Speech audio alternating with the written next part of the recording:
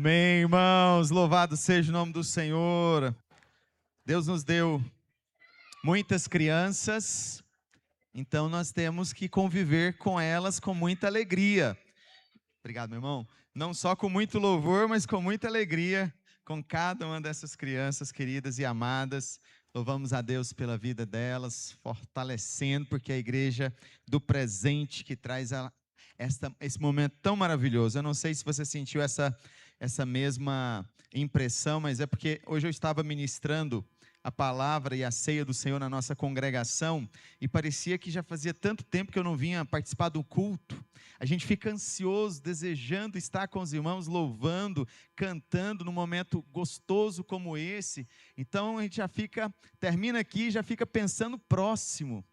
E aí parecia que já fazia 2, 3 semanas que eu não vinha na igreja, gente, porque é muito bom a gente poder estar junto, louvando e bendizendo o nome do Senhor. Que Deus coloque essa alegria no seu coração, porque lá no céu nós vamos experimentar isso todo dia.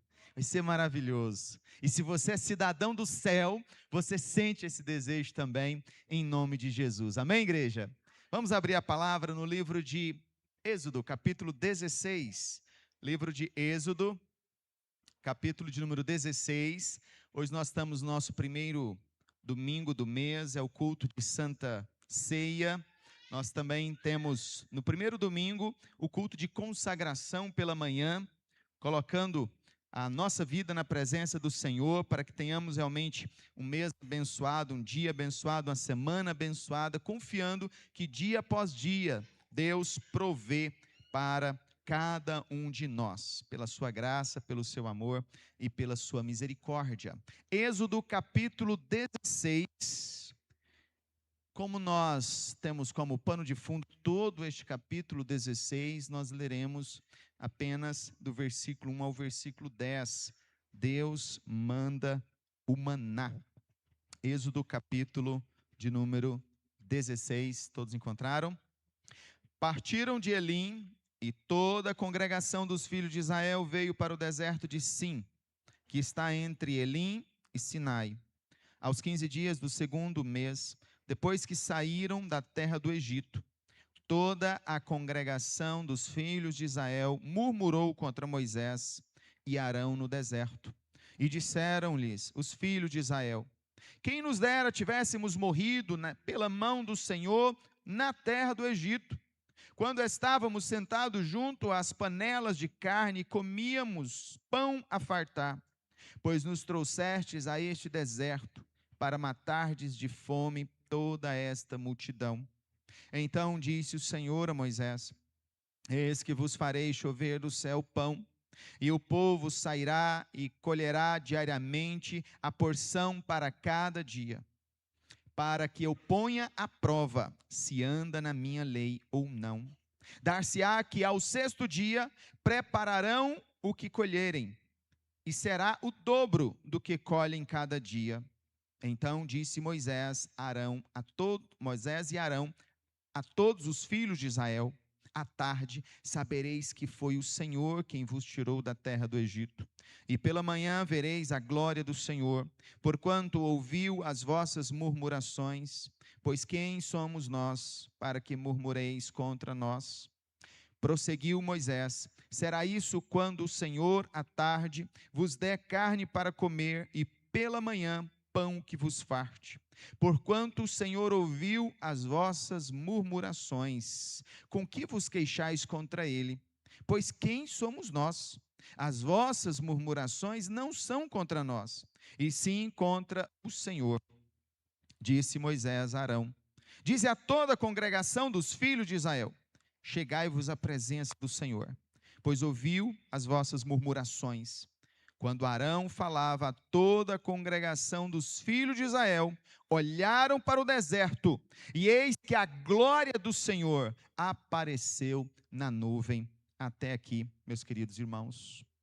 Você confia na provisão de Deus? Eu faço essa pergunta impactante e, ao mesmo tempo, o tema da nossa mensagem. Será que você confia na provisão de Deus? Muitos de nós estamos habituados a várias vezes por dia não a ler a Bíblia, não a jejuar, não a orar, mas abrir o aplicativo do banco, querendo saber se tem saldo e se esse saldo será suficiente para pagar as contas do mês. Hoje nós estávamos conversando com um empresário aqui da nossa igreja, ali na nossa congregação, e ele me falava dos momentos difíceis que ele passou, enfermidade, onde ele teve que se afastar do serviço, aonde ele tinha uma renda muito boa antes, mas por conta dessa enfermidade, ele sofreu um revés muito grande, e ele teve que recomeçar com R$ 30 por dia. Mas ele dizia: pastor, Deus colocou no meu coração que esses R$ 30 por dia tinha que ser dizimado, e eu separava lá R$ 3 para a glória do Senhor, para o sustento da igreja, como uma demonstração de dependência. E ele dizia: eu recomecei com R$ 30 por dia, entregando R$ 3 de dízimo, e hoje Deus tem sustentado a família dele, Deus tem abençoado o lar dele. Não é que ele é rico, ele não precisa, ele precisa da graça de Deus, mas Deus sustenta ele todos os dias, que de lá para cá ele nunca mais sofreu aquela mesma enfermidade. E o nome do Senhor é louvado e exaltado através da vida dele. Depois ele vai contar o testemunho, e eu disse: você precisa testemunhar, porque isso ajuda a gente a entender que Deus provê para cada um de nós. Porque algo que ronda o nosso coração é: Deus vai cuidar de mim? Terei condição de honrar os meus compromissos? Vou conseguir fazer isso ou fazer aquilo? Meus amados irmãos, o povo de Israel estava no deserto. 1 mês e 15 dias depois de estarem no deserto, eles passam pela primeira grande prova. Porque 1 mês e 15 dias depois, já havia se esgotado praticamente toda a comida que eles haviam tirado do Egito. O pão, a massa de pão, mesmo sem fermento, já havia acabado. E agora, o que fazer? Eles haviam acabado de experimentar o deserto de Mara, ou a terra de Mara. Eles chegam nessa região e as águas que estão ali são águas amargas, e eles começam a murmurar: esse lugar não tem água boa. Deus fala com Moisés: pegue aquele galho de árvore, joga na água. E quando Moisés jogou o galho da árvore na água, a água se tornou boa, potável, e eles beberam com fartura. Mas ali era só o começo, porque Deus levou eles logo em seguida para a terra de Elim, para a terra de Elim, e lá havia 12 fontes e 70 palmeiras. Para quem está no deserto, uma sombra vale ouro. 70 então, eles experimentaram ali dias de paz e refrigério, mas eles precisavam continuar. Então eles avançam para o deserto de Sim. Não sei quem colocou o nome de deserto de Sim, né? Você vai para o deserto? Sim. Então lá foi eles para o deserto de Sim. Só que chega ali, meus irmãos, é sol, é dificuldade, é luta. Mesmo lembrando que eles tinham a coluna de nuvem durante o dia e uma coluna de fogo durante a noite para aquecê-los. Mas naquele deserto, entre Elim e o Sinai, eles foram tentados. Eles foram tentados pelas panelas de carne do Egito. E eles começaram então a dizer: olha, quem dera Deus tivesse nos matado lá na terra do Egito, quando nós estávamos sentados às panelas de carne e comíamos pão a fartar. Versículo de número 3. Veja a declaração 1 mês e 15 dias depois de terem saído do Egito. O Egito não saiu nem um pouquinho deles, e eles estavam sonhando com aquelas panelas gordas de carne e pão a fartar, e queriam por tudo aquele momento. Eles estavam pensando naquele momento maravilhoso que eles tinham, mesmo sendo escravos. Eles haviam se esquecido que lá eles eram escravos. Parece que o tempero da carne do Egito ainda estava nos narizes deles, e eles queriam voltar para lá. Parece que esqueceram do chicote, esqueceram da escravidão, da dor de 400 anos estarem ali naquele lugar e nos últimos talvez 100 anos ou 50 anos como escravos naquela nação egípcia. E aqui, meus irmãos, eu quero que os irmãos entendam esta declaração, desta mensagem, que a murmuração é no fundo uma descrença na provisão de Deus. Pois o que eles fizeram ali naquele deserto, 1 mês e 15 dias depois, murmuraram. Sim, eles começaram a murmurar. Nós precisamos entender que a murmuração é no fundo a descrença na provisão de Deus. É dizer para Deus: o Senhor não pode me sustentar. É colocar Deus no banco dos réus. É exigir aquilo que você quer de Deus e dizer: olha, Senhor, é para ontem. Portanto, nós precisamos aprender a confiar em Deus. O remédio não é cerrar os lábios, não é fechar a boca, ou parar de reclamar. O remédio mais profundo e mais fundo é confiar na providência de Deus e dizer: sim, o Senhor é providente na minha vida, porque Ele provê tudo aquilo que eu preciso, mas principalmente Ele provê libertação por meio de Cristo Jesus, libertação do pecado, para minha necessidade maior. Porque se eu sou livre do pecado, eu tenho então a oportunidade de ver a Deus, contemplar a Deus, me reunir na igreja com os irmãos, abrir as sagradas escrituras, obedecer os mandamentos e viver na esperança dia após dia. E nós precisamos olhar para esse texto, pelo menos em 3 movimentos, para entender como que nós precisamos aprender a confiar na provisão de Deus. E o primeiro movimento é dizer que a murmuração expõe um coração pecaminoso. É pecado. Exatamente isso. Nós precisamos desmascarar esta murmuração, porque não é um pecado pequeno. Não se trata de algo assim, pequenininho. Não, é algo grave, porque depõe contra o próprio Deus. Você está desconfiando de Deus. Não é uma falta leve, é algo pesado. É algo que nós colocamos Deus no banco dos réus e dizemos: olha, o Senhor precisa resolver a minha situação. É colocar a culpa em Deus, para os nossos problemas, para as nossas lutas. Foi isso que Moisés viu no versículo de números 8, finalzinho do versículo 8. A gente pode ler todo o verso 8. Prosseguiu Moisés: será isso quando o Senhor à tarde vos der carne para comer e pela manhã pão que vos farte? Porquanto o Senhor ouviu as vossas murmurações, com que vos queixais contra ele, pois quem somos nós? As vossas murmurações não são contra nós, e sim contra o Senhor. Naquele deserto, eles estavam murmurando contra Deus, mas eles estavam dizendo que era Moisés o responsável por conseguir pão para eles, por providenciar aquilo que eles precisavam. Mas o próprio Moisés reconhece: vocês estão murmurando contra Deus, e isso é perigoso. Cuidado com aquilo que dizem a respeito do Senhor, a respeito do seu cuidado. Será que Deus errou? Será que Deus se esqueceu de nós? Não, meus irmãos. Nós não podemos cuidar daquilo que Deus faz na nossa vida.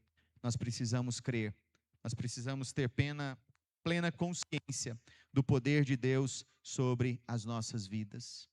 E o mais difícil é quando a gente começa a externar isso, né? As nossas murmurações ou reclamações lá no grupo da família, lá no WhatsApp, no Instagram, nos grupos da igreja. E externar essas reclamações: está ruim, está assim, está assado, como se lá no fundo você quisesse culpar a Deus pelo problema que você está passando. Na verdade, a murmuração nasce de uma memória muito curta. 1 mês e 15 dias depois de terem experimentado a ação de Deus, de terem tirado eles, obrigado, meu irmão, de terem tirado eles do Egito, eles agora estão simplesmente esquecendo de que lá eles estavam numa prisão, de que lá eles estavam sendo açoitados, de que lá eles eram escravos, escravos atormentados pelo trabalho cotidiano. E mais, passavam pela dor de ter os seus filhos mortos e tanta situação deprimente. Sim, parece que é tão fácil a gente sempre se lembrar do que Deus não fez. A gente não consegue se lembrar do que Deus já fez. Parece que a gente vai anotando no nosso caderninho tudo aquilo que Deus deixou de fazer, tudo aquilo que Deus deixou de cumprir. Mas a gente se esquece de anotar no nosso caderno tudo aquilo que Deus já fez. Imagine se você assumisse esse compromisso. Agora em diante, eu vou anotar no meu caderninho tudo aquilo que Deus já fez na minha vida, ou vai fazendo ao longo do dia. Resposta de oração, ou a providência, ou cuidado de Deus. A gente é muito fácil de reclamar quando algo não saiu, ou não saiu certo, ou não saiu no tempo que a gente precisava. Logo já encontramos o culpado e queremos colocar esse culpado em Deus. Nesse primeiro movimento, então, percebemos que a murmuração expõe um coração pecaminoso por atacar a Deus. Mas num segundo movimento, a murmuração também vai nos dizer que nós temos dificuldade de confiar em Deus. Porque não é só fechar a boca, é ter um coração capaz de esperar, de ter paciência pela resposta de Deus. No momento certo, no momento de Deus, não no meu querer, não na minha vontade. Deus respondeu ao povo mandando o maná. O maná era como que escamas, não de peixe, porque tem alguns aqui que não gostam de peixe, né? Um tipo de semente de coentro, pequeno, flocos, vamos pensar nos flocos, muitos flocos, caía toda manhã, e eles tinham que ir ao campo e recolher aqueles flocos, colocar numa vasilha, mais ou menos em torno de 2 litros, e fazer o bolo, fazer o pão com aquele maná, naquele dia mesmo, porque não poderia deixar para o dia seguinte, senão ele estragava, a não ser quando era no sábado. No sábado, eles recolhiam na cesta, dobrado, 4 litros, e pelo poder de Deus, no sábado não se estragava, mas em todos os outros dias estragava. Por quê? Porque Deus é didático ao enviar o maná. Ele está ensinando o povo a confiar em Deus, que vai prover todos os dias aquilo que é necessário para eles. Do versículo 9 em diante, nós vamos ver isso. Versículo 11, ele diz: e o Senhor disse a Moisés: tenho ouvido as murmurações dos filhos de Israel. Dize eles: ao crepúsculo da tarde comereis carne, e pela manhã vos fartareis de pão, e sabereis que eu sou o Senhor vosso Deus. E a partir do versículo 13, ele vai mostrar como que Deus manda a carne através das codornizes, que eram empurradas para aquela região através de um vento. Esse vento, com certeza, era soprado por Deus, porque elas não eram natural daquele lugar. Mas Deus enviava através desse vento essas codornizes que caíam por todo lugar do acampamento à tarde, e eles pegavam, eu fico imaginando as crianças, né, se fosse as nossas aqui, correndo atrás dessas codornizes, pega para cá, corre para lá, e pega uma, pega outra. Que alegria, que felicidade para esses meninos correrem atrás dessas. As codornizes eram um tipo de uma ave bem pequenininha, mas que tinha uma carne gostosa, e eles poderiam saborear essa carne à tarde, e pela manhã, ao recolher o orvalho, ao descer o orvalho, vinha também aqueles flocos, e eles pegavam, tinha um gosto assim de mel, meio adocicado, e eles faziam muito bolo, dava para alimentar a família inteira, mas não podia deixar para o outro dia, porque cheirava mal, dava bicho. Era para aquele dia. Durante 40 anos, isto acontecia na vida daquele povo, porque Deus estava ensinando essa lição para eles. dependência diária, cuidado diário. Sim, é a lição da dependência. Versículo 16: eis que o Senhor vos ordenou: colhei disso cada um segundo o que puder comer, 1 gomer por cabeça, ou seja, 2 litros por cabeça, segundo o número de vossas pessoas, cada um tomará para os que se acharem na sua tenda. Um saía e recolhia para todos da sua casa. Assim o fizeram os filhos de Israel, e colheram uns mais, outros menos. Porém, medindo-o com 1 gomer, não sobejava o que colhera muito, nem faltava o que colhera pouco, pois colheram cada um quanto podiam. Eles recolhiam bastante, depois iam e mediam 1 gomer para cada pessoa, ou seja, 2 litros para cada pessoa. Trabalhava, fazia aquele pão, aquilo saciava, era um gostoso café da manhã. É claro que por 40 anos, o mesmo café da manhã. Mas não vamos murmurar. Vamos dizer: Senhor, muito obrigado. Porque quem é impaciente, logo no 2º ano já começa a dizer: Senhor, eu estou farto de maná. Senhor, comendo maná toda vez. Já viu isso? Senhor, maná de novo. Senhor, carne de novo. Todo dia carne. Todo dia carne. Senhor, todo dia pão. Todo dia pão. Deus é muito paciente. Imagine comer a mesma coisa por 40 anos. Aí Deus olhava para ele e dizia assim: você não sabe o que vai ter lá no Brasil.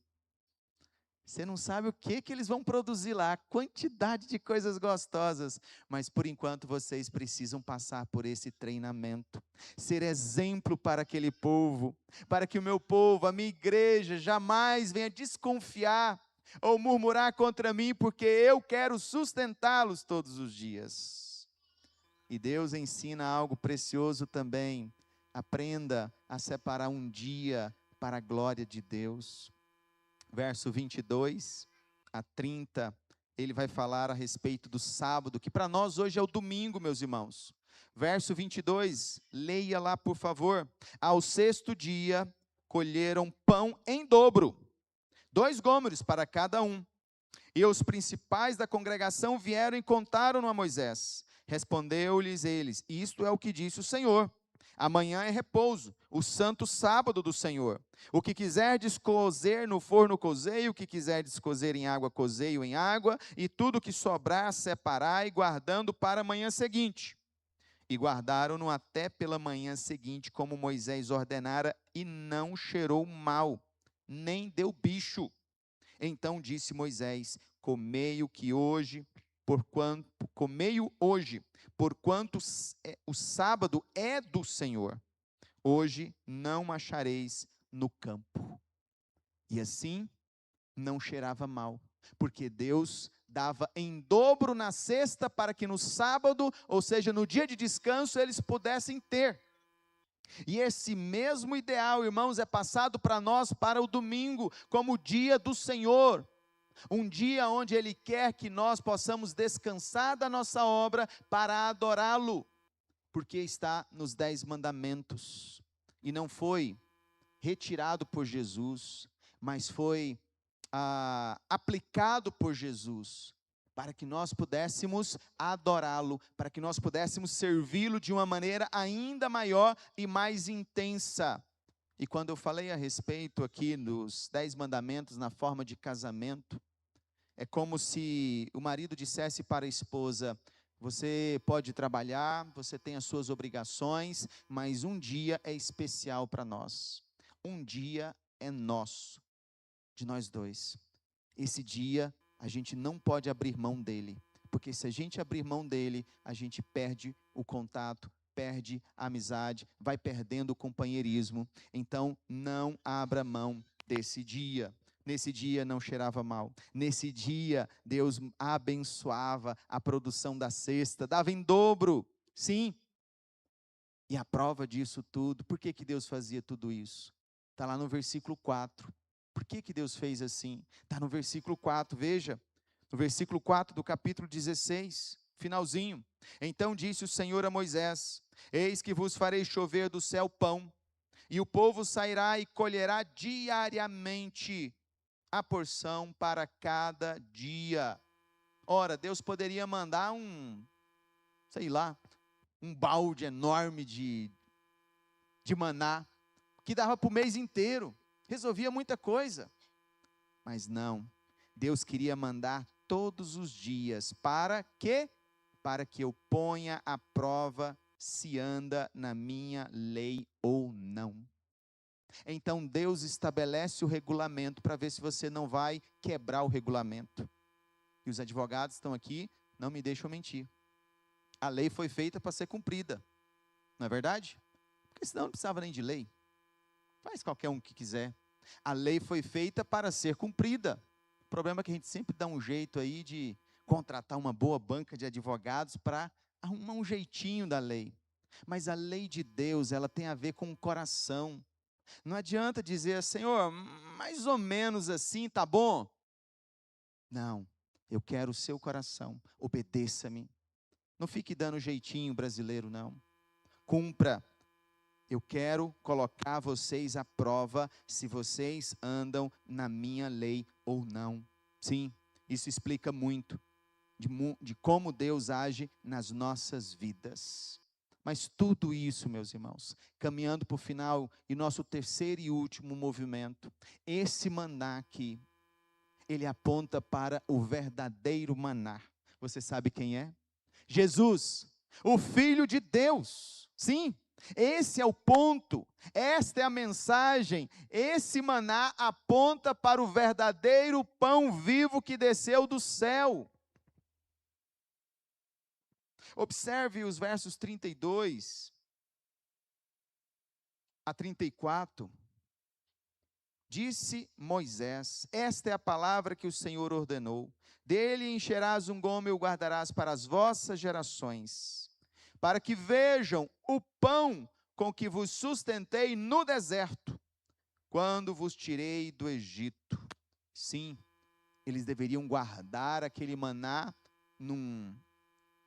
nós chamamos aqui num pote. Deveria ser colocado dentro da arca da aliança. E as gerações iriam ver aquilo que Deus fez com eles ali no deserto, até chegar o pão vivo, até chegar Cristo, como aquele que é de fato o verdadeiro maná que desce do céu. E se você abrir a sua Bíblia, lá em João capítulo 6, versículo 51, você vai ler essa declaração de Cristo. Eu sou o pão vivo que desceu do céu. Se alguém dele comer, viverá eternamente. O maná que vossos pais comeram no deserto e se fartaram, todos eles morreram. Mas eis que está aqui alguém que é maior, é o pão vivo que desceu do céu. Aquele que dele comer, viverá eternamente. Está vendo, irmãos? Esta história de Êxodo capítulo 16 aponta para a maior provisão de Deus para o ser humano, o maná, porque nós estamos no deserto e Cristo é o nosso alimento. Cristo é o pão vivo que veio do céu e nos alimenta uma vez por todas, enquanto que naquela época era diariamente. Mas Cristo é poderoso para nos alimentar uma vez por todas, resolvendo o maior problema da humanidade, o pecado. E sabe como Ele fez isso? Recebendo Ele mesmo a punição pelos nossos pecados. E ao mesmo tempo satisfazendo a exigência de Deus de punir o pecador. Sim, ele satisfez essa exigência de Deus e o pecador foi punido em Cristo.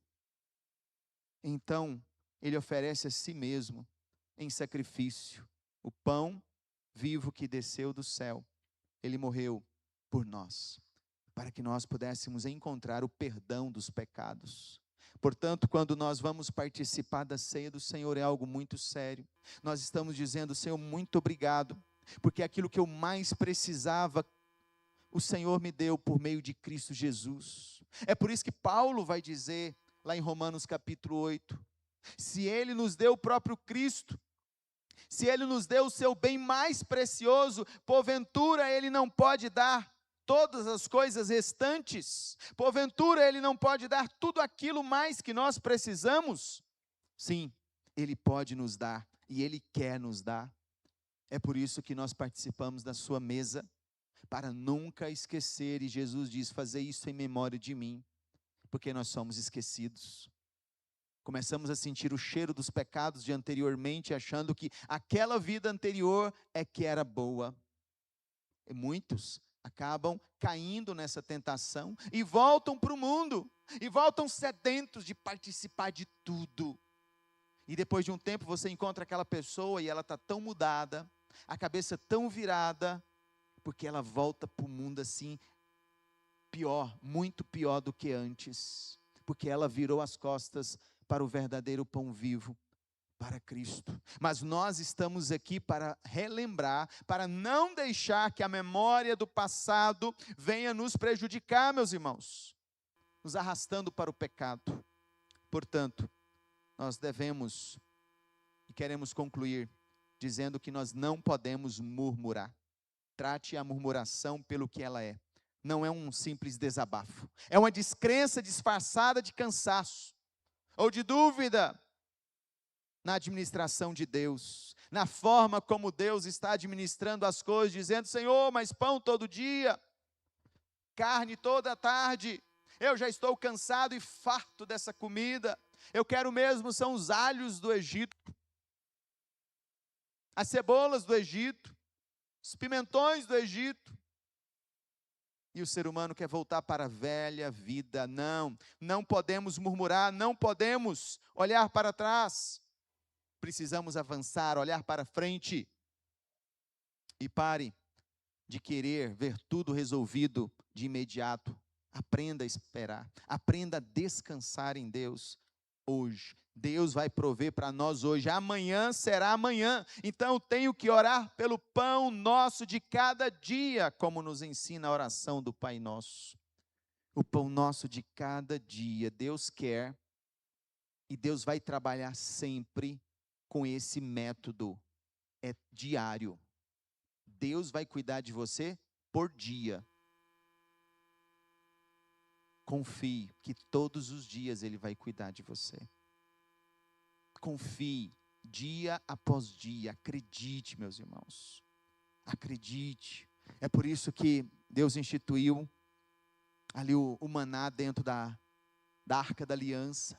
É por isso que Cristo diz, façam isso em memória de mim, para que nós não venhamos a esquecer que precisamos nos alimentar dele, para que ele seja a nossa luz, para que ele seja a nossa direção, para que ele seja esse pão vivo, nos alimentando, trazendo a provisão. Então, se eu perguntar para você, você confia na provisão de Deus? Diga sim. Eu confio, porque você precisa dizer isso para você mesmo, porque o nosso coração pecaminoso fica lembrando do passado, fica colocando prazo, Deus não respondeu ainda, Deus não me respondeu ainda, quando é que Deus vai responder? Ou quando Deus responde, e aí as coisas começam a repetir sempre a mesma coisa, e Deus, mas de novo, e Deus diz, sim, quantas vezes for necessário, até você aprender a ser grato, porque a gratidão nos ajuda a nos livrar da murmuração. Aprenda a ser grato, aprenda a dizer, Senhor, muito obrigado por esse arroz com feijão que o Senhor está colocando à minha mesa. Muito obrigado pela saúde que o Senhor me deu para levantar e trabalhar. Muito obrigado pelos planos, pelos projetos que estão acontecendo. Muito obrigado por hoje, Senhor. Muito obrigado. Aprenda a ser grato. Olhe para Ele, olhe para Jesus. Ele é a verdadeira provisão de Deus para nós, meus amados irmãos. Se coloquem em pé neste momento. Eu quero orar pela sua vida, porque tanto eu quanto você precisamos desta mensagem. Precisamos dizer, Senhor, ajuda-me na minha falta de fé. Eu sou falho, eu sou fraco, mas eu preciso de Ti. Eu preciso de Ti na minha vida, me ajudando a confiar e acreditar.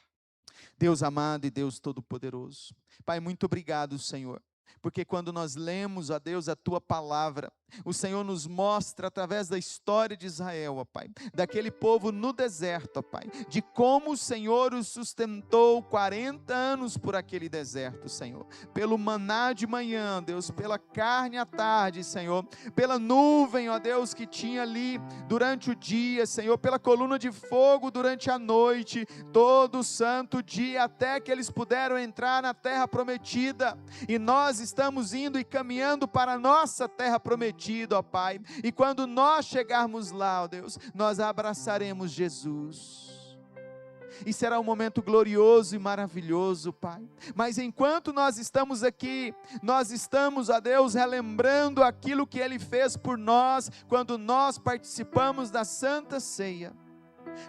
Quando nós participamos da Santa Ceia, nós estamos relembrando que o Senhor é a nossa verdadeira provisão, que Jesus é a nossa verdadeira provisão, é o alimento mais necessário que eu preciso, para que tudo mais faça sentido na minha vida.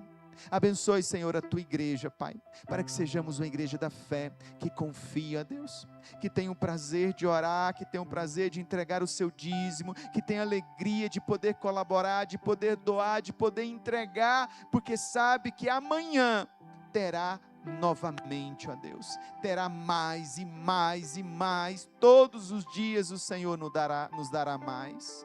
Coloca essa fé em nosso coração, para que possamos avançar e crescer, meu Pai.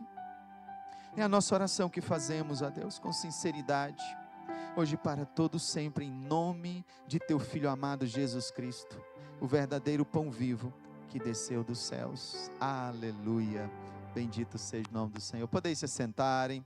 Quero convidar os nossos presbíteros, para que nós possamos participar da ministração da ceia. Reverendo Marcos Jonathan conosco.